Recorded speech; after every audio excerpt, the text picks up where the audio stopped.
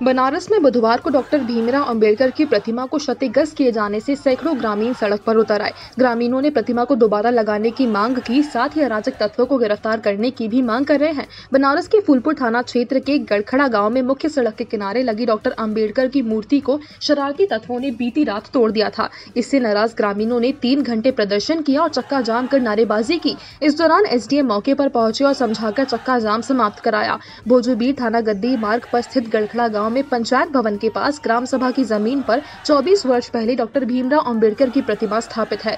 बुधवार को जब सुबह ग्रामीण टहलने निकले तो अंबेडकर की मूर्ति क्षतिग्रस्त होने की खबर अन्य लोगों को दी। उसके बाद ग्रामीण कांग्रेस नेता राजूराम के नेतृत्व में सड़क पर उतर आए। इस दौरान में भोजूबीर थाना गद्दी मार्ग पर चक्का जाम कर प्रशासन के विरोध में नारेबाजी करने लगे। साथ ही अराजक तत्वों की गिरफ्तारी और नई मूर्ति लगाने को लेकर मांग करने लगे। सूचना पर पहुंचे एसडीएम जयप्रकाश, एसपीआरए एमपी सिंह, इंस्पेक्टर सनवर अली और चौकी इंचार्ज एसबी सिंह ने उन मांगों के बाबत कार्रवाई करने की बात कही। साथ ही नई मूर्ति लगाने का आश्वासन देकर 10:30 बजे किसी तरह चक्का जाम समाप्त कराया।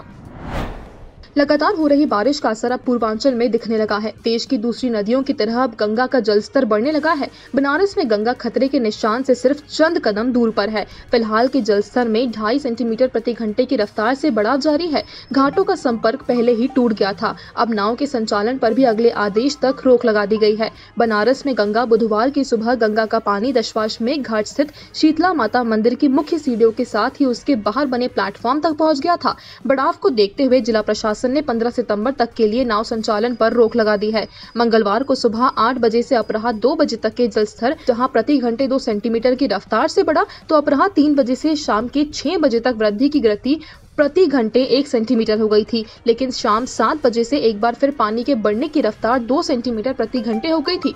बढ़ती गंगा एक और शीतला माता मंदिर की सीढ़ियों का स्पर्श करने को आतुर रही, तो दूसरी ओर गंगा सेवा निधि कार्यालय के पास स्थित ब्रह्मेश्वर महादेव मंदिर को लगभग डुबो चुकी थी। नाविकों को अपनी बड़ी बड़ी नौकाएं मंदिर की दीवारों के सहारे बांधनी पड़ी।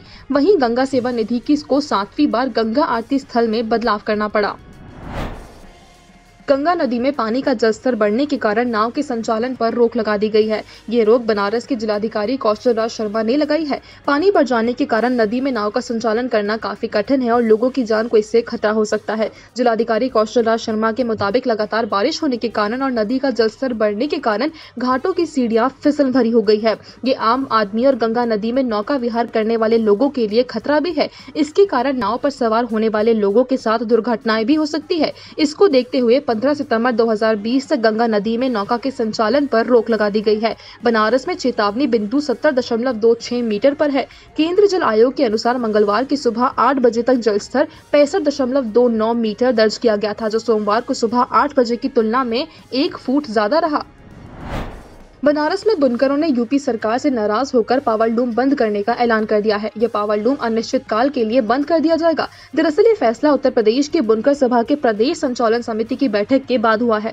दरअसल कोरोना काल में बिजली सब्सिडी खत्म कर दिया गया है। इससे बुनकरों पर अतिरिक्त भार पड़ रहा है। उत्तर प्रदेश सरकार के इस फैसले के खिलाफ अब बुनकरों ने मोर्चा खोल दिया है। बुनकरों के मुताबिक यूपी सरकार के इस फैसले से बनारस के लाखों बुनकर और उत्तर प्रदेश में 15 लाख बुनकरों के परिवार प्रभावित होंगे।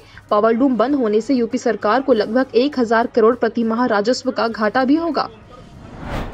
मानसून के सीजन में किसानों की परेशानी कम होने का नाम ही नहीं ले रही है। जगह जगह से यूरिया की किल्लत की खबरें सामने आ रही है। इस संबंध में विभिन्न माध्यमों से मिल रही शिकायतों को डीएम कौशल राज शर्मा ने गंभीरता से लिया। बुधवार को उन्होंने कैंप कार्यालय पर सहकारिता एवं कृषि विभाग के अधिकारियों के साथ बैठक भी की। उन्होंने जिला कृषि अधिकारी एवं एआर कोऑपरेटिव से जनपद में किसानों को यूरिया की कमी न हो पाने के लिए क्या क्या उपाय किए गए, इस संबंध में पूछताछ भी की। साथ ही यूरिया की कालाबाजारी, मूल्य से अधिक दाम पर बेचने की शिकायतों तथा समितियों पर यूरिया की उपलब्धता न होने पर नाराजगी व्यक्त करते हुए जिला कृषि अधिकारी एवं एआर कोऑपरेटिव को कारण बताओ नोटिस जारी करने का निर्देश भी दिया।